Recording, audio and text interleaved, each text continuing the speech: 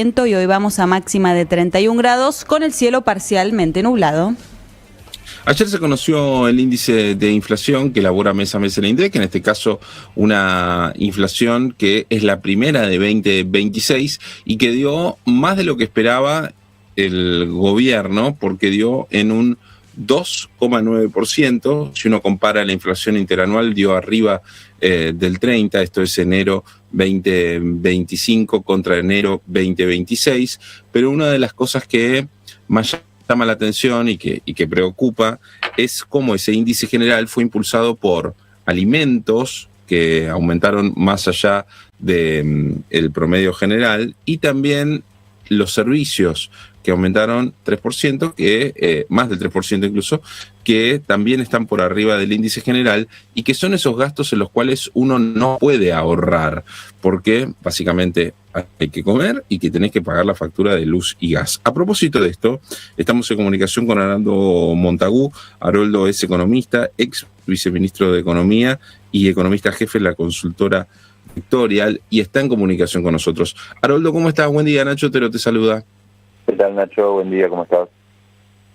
Bueno, acá viendo un poco el desglose de todo esto, me parece que una de las cosas que más preocupa, aparte de que la inflación dio por arriba de lo que esperaba el gobierno, si bien obviamente es cierto que salimos de esa locura que era la inflación de 3 dígitos, lo cierto es que empieza a verse una presión sobre alimentos, sobre todo, y ni hablar del impacto de lo que fue el ajuste de las tarifas de los servicios, ¿no?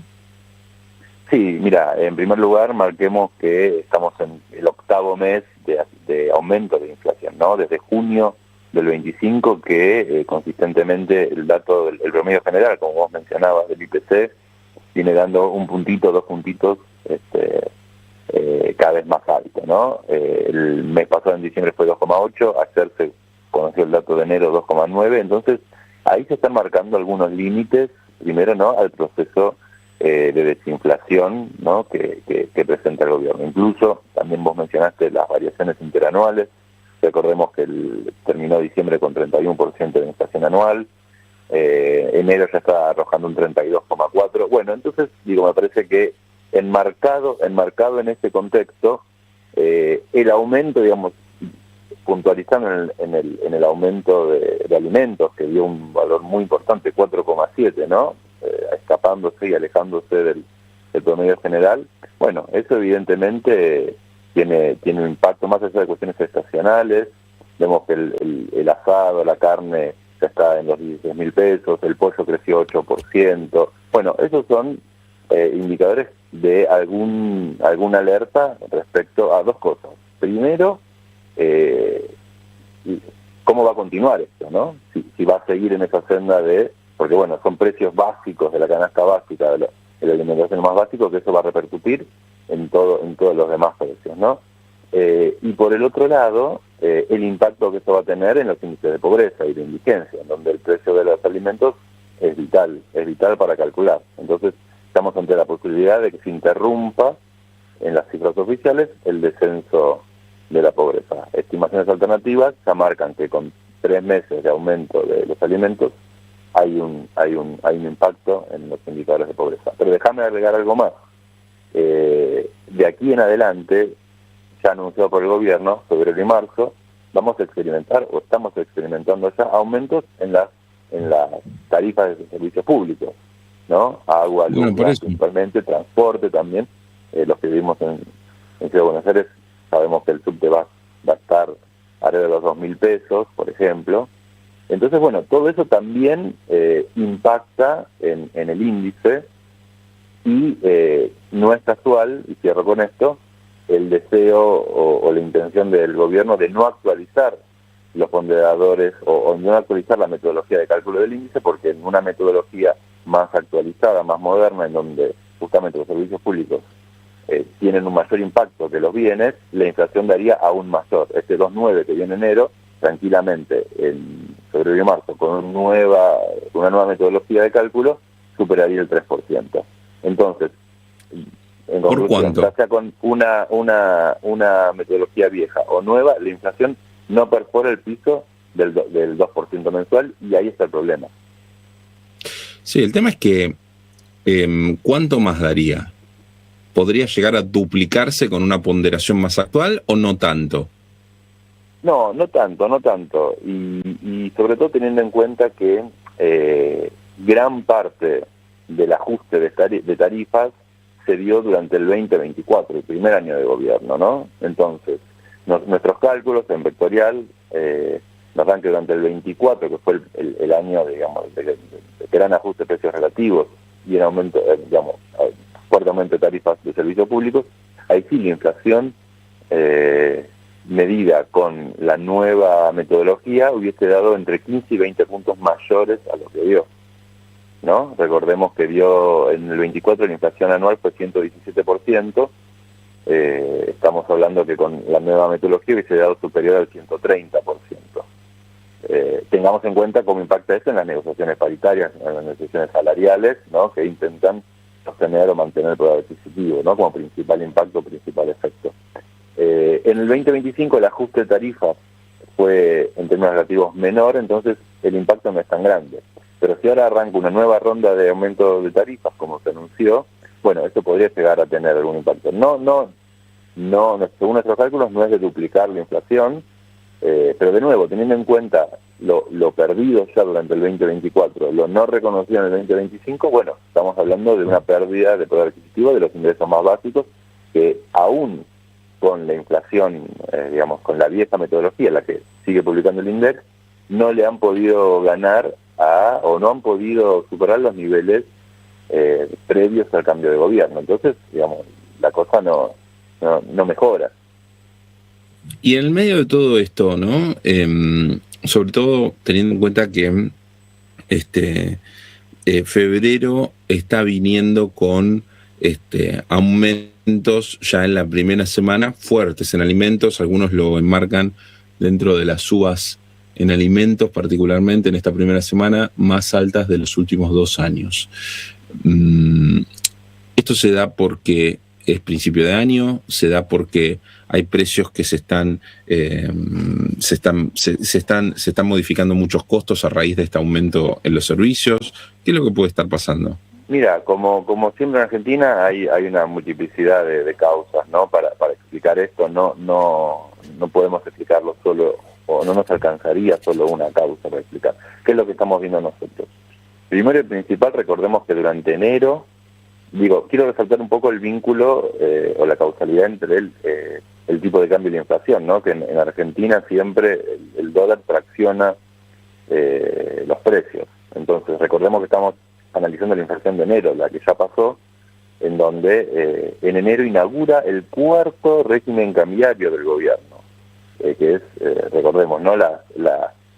Un esquema de bandas indexadas al tipo de cambio, ¿no? Basábamos antes de un esquema de bandas que crecía al 2%, previamente crecía al 1%, y ahora directamente indexamos las bandas cambiarias al tipo de cambio. Eso promovió que haya un aumento, un salto discreto en las bandas durante enero, y eso repercutió. En enero el tipo de cambio subió un poco. Entonces, ese tiene un impacto directo en los bienes en Argentina, ¿no? Entonces, de ahí parte del aumento en alimentos. También recordemos que estamos en un esquema de disminución, eliminación de algunas retenciones a los sectores, digamos, a las exportaciones de productos agropecuarios y ganaderos. Eso en Argentina también tiene impacto en la canasta de consumo, dado que son bienes que no solo se exportan, sino que además consumimos y forman parte vital y central de la canasta alimenticia. Recordemos en el informe de ayer del INDEC, repasemos los precios. El kilo de asado ya está a 16.000 pesos, el pollo aumentó 8%, estamos hablando de consumos proteicos básicos.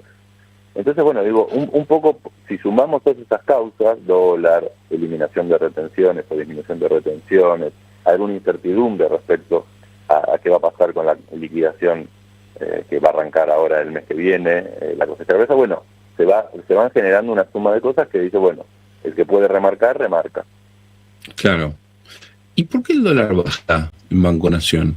¿Cómo? ¿Por qué el dólar baja en Banco Nación? Bueno, ahí el dólar empezó a bajar en febrero, en conjunto con un cambio de estrategia en la política de acumulación de reservas del Banco Central, ¿no? Algo que muchos veníamos sosteniendo que el equipo económico tenía que hacer, que el Banco Central tenía que empezar a acumular reservas. Recordemos que durante el año pasado funcionarios del equipo económico decían: nuestro objetivo no es comprar reservas, así abiertamente lo decían. Eso, ante el perfil de vencimientos en dólares que tiene la Argentina, el perfil de vencimientos de deuda pública en dólares que tiene la Argentina, generaba algún tipo de resquemor. Eso el 1 de enero cambió, y a partir de los primeros días de enero el Banco Central empezó a comprar, a acumular reservas, primero más tímidamente, y ahora, bueno, a un ritmo un poco mayor, ¿no? Durante los meses, durante los días de febrero empezó a comprar más dólares, a acumular más dólares. Recordemos que ya va acumulando desde el 5 de enero, que fue el primer día que empezó a comprar dólares el Banco Central, cerca de 1.700 millones de dólares, y eso cambió, me parece, un poco las expectativas del mercado respecto a, bueno, ha habido un cambio en la estrategia del gobierno respecto a acumular dólares. Aún así, déjame decirte algo, Nacho, que estos 1.700 millones de dólares que compró el Banco Central desde principios de enero es una cifra menor a la que había comprado tanto en el año 24 como en el año 25, en donde compró cerca de 3.000 y 2.000 millones de dólares respectivamente. O sea que todavía el ritmo de compra, en comparación con años anteriores, es más bajo. Esperemos que en los próximos días, me parece que el Central tiene que tener una política más agresiva en términos de acumulación de reservas, para justamente que el dólar se mantenga estable. ¿Por qué digo esto? Claro. Porque, como dijimos anteriormente, en este nuevo esquema cambiario, ¿no? Recordemos las bandas cambiarias. El mes que viene el dólar se va a ajustar la banda va a crecer 2,9%, y eso le va a dar un poco más de, digamos, puede ser que el tipo de cambio haga que esto, digamos, esta ampliación de las bandas va a permitir al tipo de cambio también que crezca más.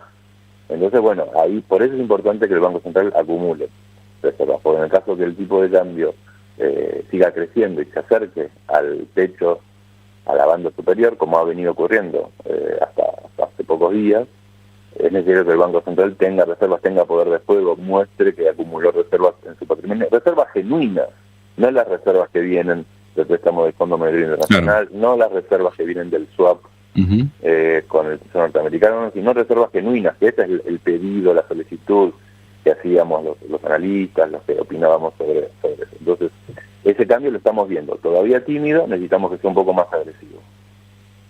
Haroldo, muchísimas gracias por este contacto con nosotros. Nacho, gracias a vos y al equipo. Un abrazo grande. Haroldo Montagu, economista, ex viceministro de Economía y economista jefe en Consultora Vectorial, pasó por acá, por Delta 90.3. Coworking. Pensamos, debatimos y nos informamos juntos.